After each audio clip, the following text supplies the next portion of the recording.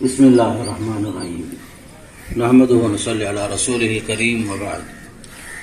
محترم ذمہ داران جامعہ، ارکان نظامت، اساتذہ کرام، عزیز طلبہ، السلام علیکم ورحمۃ اللہ وبرکاتہ.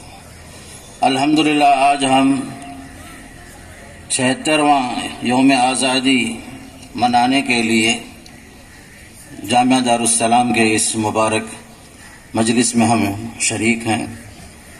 اللہ کا فضل و کرم ہے کہ ہندوستان کی آزادی اور اس آزادی کے پیچھے جو تابناک تاریخ ہے، اس میں مسلمانوں نے بڑی قربانیاں دی ہیں. خصوصاً آپ کو معلوم ہونا چاہیے کہ ہندوستان کی تابناک تاریخ کے اندر انگریز کے خلاف پہلی آواز بنگال کے فرما رواں نواب سراج الدولہ نے بلند کی تھی. ہندوستان کے لیے شہید ہونے والے پہلے بہادر حکمران شیر میسور ٹیپو سلطان تھے. آزادی کی لڑائی میں علماء اور مولویان صف اول میں تھے، جنہیں لاکھوں کی تعداد میں تختے دار پر لٹکایا گیا تھا. سائمن گو بیک، بھارت چھوڑو جیسے نعرے جو ہے یوسف مہرالی نے دیے تھے. انقلاب زندہ باد، انقلاب زندہ باد کا نعرہ بلند کرنے والے مولانا حسرت موہانی نے دیا تھا. جے ہند کا نعرہ بھی عابد حسن نے دیا تھا. خاص کر کے ہندوستان کے اس قومی ترانے کو جو دنیا میں مشہور ہے، ہندوستان میں خاص کر سارے جہاں سے اچھا ہندوستان ہمارا، علامہ اقبال رحمۃ اللہ علیہ نے لکھا تھا. اسی طریقے سے اپنی تابناک تاریخ کی روشنی میں مسلمان بلا جھجک یہ کہہ سکتے ہیں، ہندی ہے ہم، وطن ہے ہندوستان ہمارا. ہندوستان کی آزادی کی خاطر سب سے پہلے شاہ ولی اللہ محدث دہلوی نے 1740 میں انگریزوں کے خلاف جہاد فی سبیل اللہ کا اعلان کیا تھا.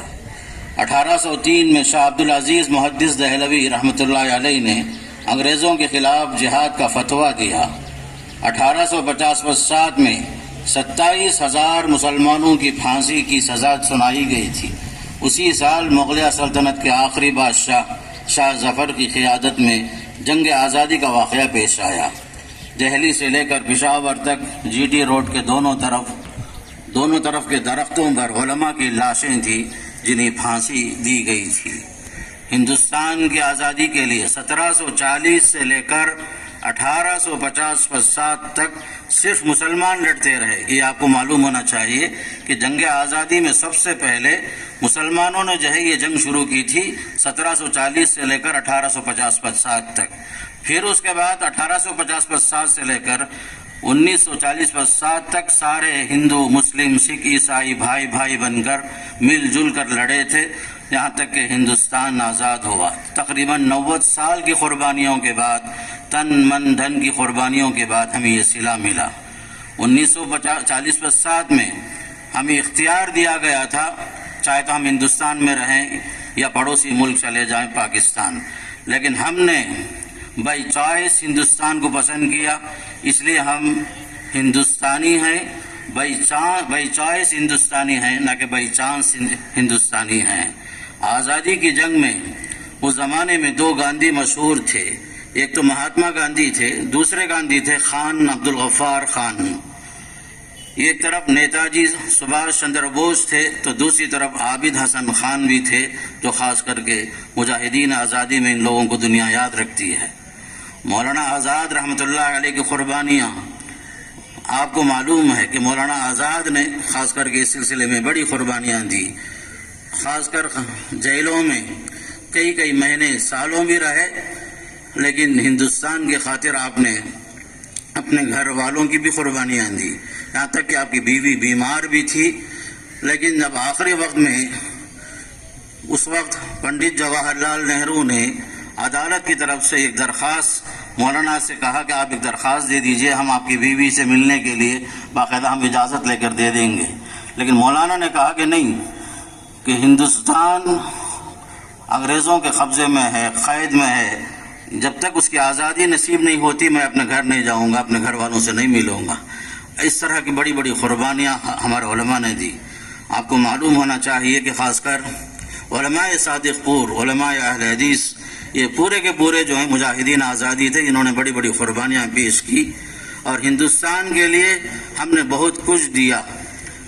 آج جس ترنگے کو آپ دیکھ رہے ہیں، اس کی ڈیزائننگ جو ہے ثریا طیب جی نے بنایا تھا اور اسے پسند کیا گیا۔ 1960 پر 5 میں بھارت پاکستان کے درمیان ایک جنگ ہوئی تھی، تو اس جنگ کی خاطر بڑے سے بڑے چندہ دینے والے مسلمان تھے۔ حیدرآباد کے میر عثمان علی حیدرآبادی نے 6 ٹن سونا دیا تھا، 6 ٹن سونا۔ اس زمانے کے پی ایم لال بہادر شاستری خود تشریف لائے تھے، خاص کر یہ چندہ وصول کرنے کے لیے۔ ہم نے ہندوستان کو لال قلعہ دیا، جامع مسجد، تاج محل، قطب مینار۔ بھارت کے میزائل مین جو خاص کر ہمارے اے پی جے عبدالکلام تھے، انہوں سب نے جو ہے ہندوستان کو دیا ہے۔ ہم نے ہمارا ہاتھ ہمیشہ اوپر رہا ہے، کبھی ہمارا ہاتھ نیچے نہیں رہا۔ آج وقت کی ضرورت ہے کہ ملک کو فرقہ پرست عناصر سے بچانے کی ضرورت ہے۔ ملک کی ترقی کے لیے تعلیم کے میدان میں آگے بڑھنے کی ضرورت ہے، ملی اتحاد کی ضرورت ہے۔